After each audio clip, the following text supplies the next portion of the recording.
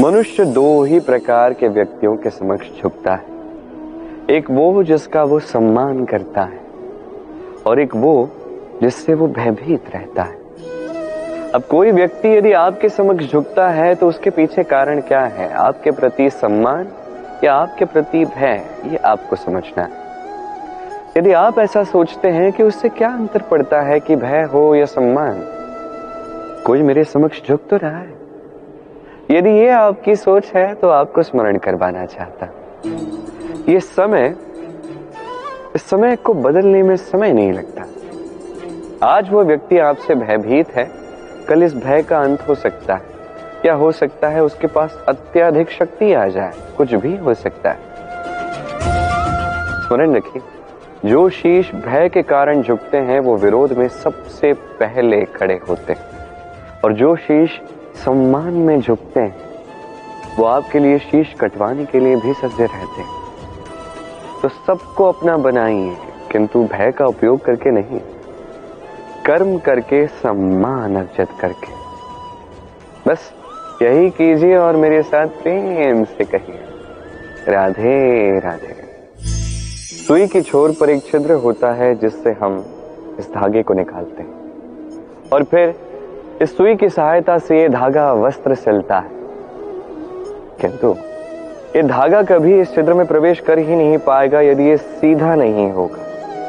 यदि इसमें कोई गांठ होगी तो वो कभी इस छिद्र से प्रवेश नहीं कर पाएगा। ठीक इसी प्रकार यदि आप किसी के जीवन में प्रवेश करना चाहते हैं, किसी के हृदय में प्रवेश करना चाहते हैं, तो आपके मन को भी सीधा होना होगा। इसमें कोई गांठ नहीं होनी चाहिए, अर्थात मन में कोई मैल नहीं होना चाहिए, कोई कुविचार नहीं होना चाहिए। यदि होगा तो आप कभी किसी के जीवन में प्रवेश नहीं कर पाएंगे, और यदि किसी भूलवश आप प्रवेश कर भी लेते हैं तभी उनके हृदय में कभी बस नहीं पाएंगे। स्वयं को धागे की भांति बनाएंगे, सीधा। मन में कोई भी कुविचार नहीं होना चाहिए, सबके प्रति मन में सद्भावना होनी चाहिए, शुभ विचार होने चाहिए। ऐसा करते जाइए।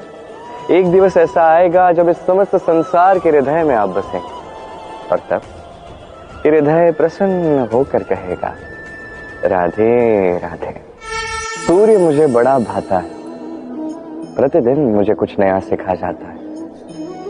कभी सूर्य को देखिए, 4 पहर तक ये अंधकार से लड़ेगा, फिर धीरे धीरे उदित होगा। पहले लाल, फिर केसरिया, फिर श्वेत रंग धारण करेगा। धीरे धीरे आकाश में ऊपर उठेगा और फिर समस्त संसार में प्रकाश फैलाएगा। ये सूर्य की तपस्या है, उसका धैर्य है, उसकी प्रतीक्षा है, उसका परिश्रम है, जो उसे संसार में सर्वोच्च स्थान मिलता है। यदि आप भी इस संसार में सूर्य की भांति महान बनना चाहते हैं, सूर्य की भांति इस संसार में सर्वोच्च स्थान पाना चाहते हैं, तो आपको भी सूर्य की ही भांति तपस्या करनी होगी, प्रतीक्षा करनी होगी, धैर्य रखना होगा, परिश्रम करना होगा। तभी इस संसार में सम्मान भी मिलेगा, यश भी मिलेगा। आइए मेरे साथ प्रेम से कहिए, राधे राधे। मनुष्य वर्तमान में अपना जीवन व्यतीत करता है, और उसके जीवन में भूतकाल और भविष्यकाल दोनों का महत्व होता है। ये भूतकाल जो बीत गया, जो केवल जीवित रहता है हमारी स्मृतियों में, और भविष्यकाल वो जिसकी मात्र हम कल्पना ही कर सकते हैं। अब भूतकाल की कुछ स्मृतियां ऐसी होती हैं जो हमारे लिए आनंदमयी नहीं होती, कटु होती हैं, दुखदायी होती हैं, पीड़ादायक होती हैं।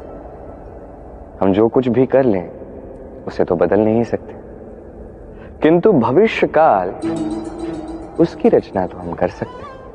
यदि आज हम श्रेष्ठ कर्म करें, यदि आज का ये दिवस हम आनंद के साथ व्यतीत करें, सुख के साथ व्यतीत करें, एक एक क्षण हम आनंद और प्रेम के साथ व्यतीत करें, आज के आपके ये कर्म आपका भविष्य निर्धारित करते हैं। आज आप जो भी जिएंगे वो भविष्य में जाके भूतकाल बनेगा, और तब आपको ऐसी स्मृतियां मिलेंगी जहां आपने एक एक क्षण प्रेम और आनंद के साथ व्यतीत किया, और वो स्मृतियां मीठी होंगी। तो आज ही श्रेष्ठ और उचित कर्म कीजिए, आपको निश्चित रूप से एक उज्जवल, शुद्ध, पवित्र और आनंदमयी भविष्य प्राप्त होगा। आइए मेरे साथ प्रेम से कहिए, राधे राधे। मनुष्य का जीवन होता है उसकी यात्रा, और हर एक की जीवन यात्रा का लक्ष्य भिन्न होता है। अब मन में ये प्रश्न जागता है कि इस जीवन में लक्ष्य महत्वपूर्ण है या यात्रा महत्वपूर्ण? और इस सोच में हम कहीं न कहीं सबसे महत्वपूर्ण बात